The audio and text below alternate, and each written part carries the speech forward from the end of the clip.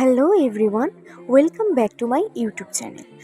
আজ আমি তোমাদের সাথে শেয়ার করতে চলেছি আমার একটি মেকআপ টিউটোরিয়াল। আসলে অনেক দিন যাবতই কিন্তু আমি তোমাদের সাথে ভ্লগিং শেয়ার করছি বা আরও নানান ধরনের ভিডিও শেয়ার করছি। তো এখন ফোন ঘাঁটতে ঘাঁটতে দেখলাম যে একটা মেকআপ টিউটোরিয়াল তো আমার এখনও জমে গেছে, সেটা তো আমার এখনও পাবলিক করা হয়নি। তো সেজন্যই আমি একটা পুরনো মেকআপ টিউটোরিয়ালই তোমাদের সাথে আজ শেয়ার করছি। তো দেখো, এখানে কিন্তু আমি মেকআপটা শুরু করে দিয়েছি। প্রথমে ভালো মতন ফেসটাকে ক্লিন করে তারপর ময়শ্চারাইজার লাগিয়ে নিলাম। তারপর এখানে আমি লাগিয়ে নিচ্ছি একটা স্ট্রোব ক্রিম, যেটাতে কিনা প্রাইমার আর হাইলাইটার দুটোই রয়েছে। এটা হচ্ছে সুইস বিউটির। এটা লাগালে পরে ফেসের মধ্যে একটা ইনস্ট্যান্ট গ্লো আসে। তোমরা দেখতেই পারছো আমার আগে ফেসটা কতটা ডাল ছিল, আর এটা লাগানোর পর ফেসটা কিন্তু আমার অনেকটা গ্লোয়িং হয়ে গিয়েছে। তারপর আমি অরেঞ্জ কারেক্টার দিয়ে নিচ্ছি। আমার ফেসে অনেক রকমের ব্ল্যাক স্পট রয়েছে, বিশেষ করে আন্ডার আই এরিয়াতে। তো সেখানে আমি খুব ভালো মতন অরেঞ্জ কারেক্টার দিয়ে নিলাম, সেটাকে দিয়ে একটু ব্লেন্ড করে নিলাম। তারপর এখানে আমি অ্যাপ্লাই করে নেব কনসিলার। কনসিলারটা অবশ্যই নিজের শেডেই দিতে হবে। নিজের শেডে কনসিলার না দিলে তোমার ফেসটা কিন্তু অতিরিক্ত ব্রাইট লাগবে, তোমার স্কিন টোনের সাথে ম্যাচ করবে না, আর কিছুক্ষণ পর মেকআপটা কিন্তু ডাল হয়ে যাবে, তারপর গ্রে হয়ে যাবে। তো সেজন্য সবসময় চেষ্টা করবে ফাউন্ডেশন হোক বা কনসিলার হোক, সেটা সম্পূর্ণ নিজের স্কিন টোনের মধ্যেই দেওয়ার।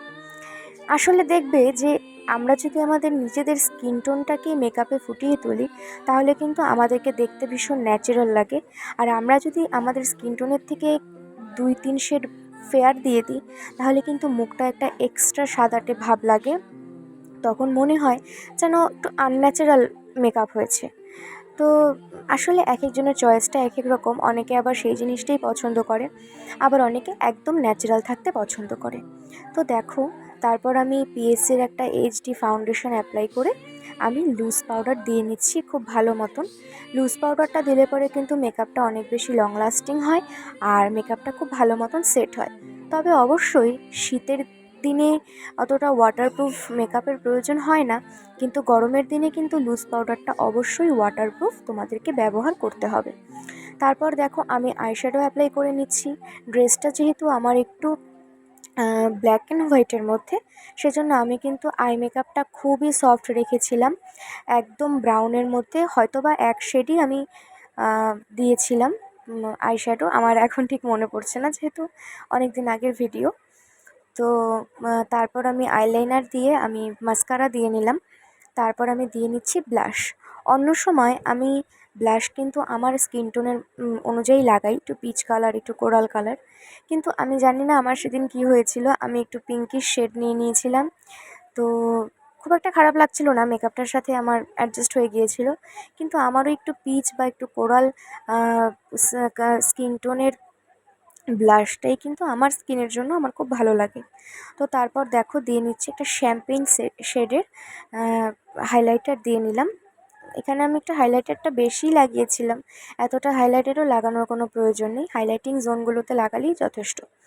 তারপর দিয়ে নিচ্ছি লিপস্টিক। যেহেতু ড্রেসটা একদম একটা নিউট্রাল কালারের মধ্যে, সেজন্য লিপস্টিকটাও আমি নিউডের মধ্যেই রাখবো। তো প্রথমে একটা ডার্ক চকলেট শেড লিপস্টিক দিয়ে নিলাম। তারপর এটার ওপরে আমি একটু হালকা শেড দিয়ে নিয়েছি দেখো। তারপর দিয়ে নিচ্ছি একটু গ্লস লিপস্টিক। গ্লস লিপস্টিকটা দিলে পরে কিন্তু একটু নিউড মেকআপটা অনেক বেশি গ্লো করে, অনেক বেশি ফুটে ওঠে।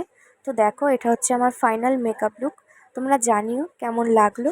আর এটা খুবই সিম্পল আর সাটল একটা লুক, খুব একটা এক্সট্রাঅর্ডিনারি নয়, তাই অবশ্যই তোমাদের ভালো লাগবে।